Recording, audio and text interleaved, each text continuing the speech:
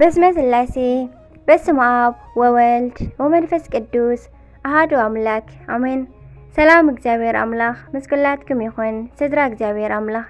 ከመይ ውዒልኩም ከመይ ኣለኹም? ኣነ እግዚአብሔር ይመስገን ክብሪ ይስፋሕ መድኃኔዓለም ኣቦይ ልዑል እግዚአብሔር አምላኽና ክሳብ ሰዓት እዚኣ ትጸንሕ እስትንፋስ ዓዲሉ ብጸጋን ብጥዕናን ስለ ዘጽንሐናን ዝዓቀበናን ክብርን ምስጋናን ኣምልኮን ውዳሴን ንዘላለም ንዑ ይኹኖ። ከምኡውን ነታረረት ኣሊና ቅድስተ ቅዱሳን ንጽህተ ንጽሃን ወላዲት አምላክ ወላዲት ቃል ዝኾነት ቅድስቲ ኪዳነ ምሕረት ኣደይ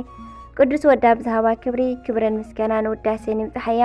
ከምኡውን ንኹሎም ቅዱሳና እግዚአብሔር አምላኽና ብዝሃቦም ክብሪ ብዝሃቦም ማዕርግ ከከም ማዕርጎም ብዝሃቦም ቃል ኪዳን ክብርን ምስጋናን ንዘላለም ንዖም ይኹን አሜን። ጽዮነይ ንጽህቲ መንፈሳዊ ግጥሚ ጽዮናዊተይ ሰላምታ ይብጻሕኪ መልክዓ ሸዊቶ ኩሉ ዝፈትወኪ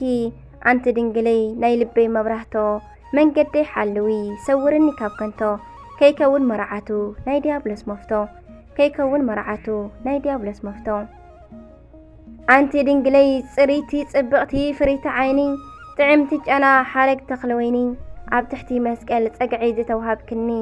ብዘይካ ኸስናዓይ ህያብ መናለኒ ብዘይካ ኸስናዓይ ህያብ መናለኒ ድንግለይ ጽሪቲ ጽብቕቲ ጉልባቦ እቲ ዓይና ፍሩይ እዩ እቲ ስናጅቦ መዓንጣ ሰቲ ዘይብላ ጎደሎ መን ይርከብ ከማኣ ጽዮነይ ወለሎ መን ይርከብ ከማኣ ጽዮነይ ወለሎ ጸጉሪ ርእሲ ሃሪ መልክዓ ወይዘሮ ቀያሕ ከደረይቲ ናይ ኣምላኽ ተፈጥሮ ጽዮነይ ንጽህቲ ብስጋ ይኹነ ኣእምሮ ኣንደበታ ጥዑም እዩ ካብ ኩሉ ዝሕረ ጣዕሚ ፍቕራ ፍሉይ እዩ ካብ ኩሉ ዝመቀረ ጣዕሚ ፍቕራ ፍሉይ እዩ ካብ ኩሉ ዝመቀረ ጽሪቲ ብርለ ብርሃን ናይ ዘልበይ ውህብቶ ፈጣሪ ዝብለኪ ኮኸበይ ርህርህተ ህሊና ድንግል ኣደ ጐይታይ ርህርህተ ህሊና ድንግል ኣደ ጐይታይ ተስፋ ኣዳሚኺ ንሂዋን መድሓኒታ ኣደ ኽትኮንና ዝሃበና ኣማኒኤል ጐይታ ኣደዋይ ምዕርግቲ ዕጹብ ሸልማታ ኣደዋይ ምዕርግቲ ዕጹብ ሸልማታ ፍየሩደ ክብለኪ እታ ቀያሕ ዕምበባ ሸዊተይዶ ክብለኪ እታ ናይ ክረምቲ ኣበባ ሶልያናይ ንጽህቲ ጽሪቲ ከም ጸባ ሶልያናይ ንጽህቲ ጽሪቲ ከም ጸባ ንዝሓዘኑ ጽንዓቶም ሓይሎም ንዝደኸሙ ስምኪ እንክጽዋዕ ጸላእቲ ዝሃድሙ ንዓኺ ዝሃበና ኣምላኽ ይባረኽ ንስሙ ንዓኺ ዝሃበና ኣምላኽ ንይባረኽ ንስሙ ናይ ዓለም ብርሃን መጸናንዒተይ መሰረት ንጽህናይ ከይፈርሕ ተባዓተይ ኣዶ ሰማዕታት ሓበነይ ኩርዓተይ ኣዶ ሰማዕታት ሓበነይ ኩርዓተይ ጓልቶም ብሩኻት ዘርኢ ጓል እያ ቄምሃና ኣብ ልበይ ንገሲ ኩኒ በዓልቲ ዋና ኣቁራሪተ መዓት ንዕየ ብደመና ኣቁራሪተ መዓት ንዕየ ብደመና ሰኣለይተ ምሕረት ንዓና ንደቂኺ ከይንጠፍእ ትሕልውና ኣእዳውኪ ዘርጊሕኪ ፈልፋሊት ዓይነማይ ዕንቁ ባሕሪ ኢኺ ፈልፋሊት ዓይነማይ ዕንቁ ባሕሪ ኢኺ ካብ ንጹሃን ንጽህቲ ካብ ቅዱሳን ቅድስቲ ድንግል ብሕልና ድንግል ብስጋ መጋቢት ሕብስቲ ጽሪቲ ብርለ ዘይርከብ ኣኳ ሕፍቲ ጽሪቲ ብርለ ዘይርከብ ሕፍቲ ስምክዩ ሓይለይ ሓረገ ወይኒ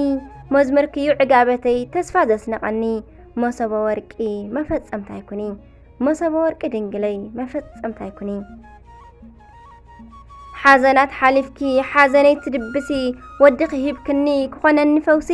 ባረኽኒ ጽዮነይ ናብ ቤተይ ተመላለሲ ባረኽኒ ህይወተይ ናብ ህይወተይ ተመላለሲ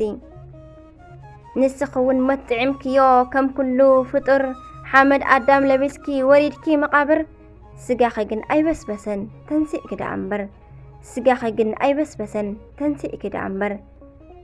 ኣኽሊል ናይ ሰማዕታት ትምክሕቲ ቅዱሳን ሓፍቲ መላእኽቲ ውሕስ ናይ ሓጥኣን ፍቕርኺ ኣሕድረለይ ድንግል እመብርሃን ፍቕርኺ ኣሕድረለይ ድንግል እመብርሃን ክሕለይቲ ዓይኒ ዝንጉርጉር ክዳና ፍጽምቲ ድንኳን ዘይትጠልም ቃል ኪዳና ጽዮነይ ንምድራ ኣጋኣዚት ሰላም ኣውርድልና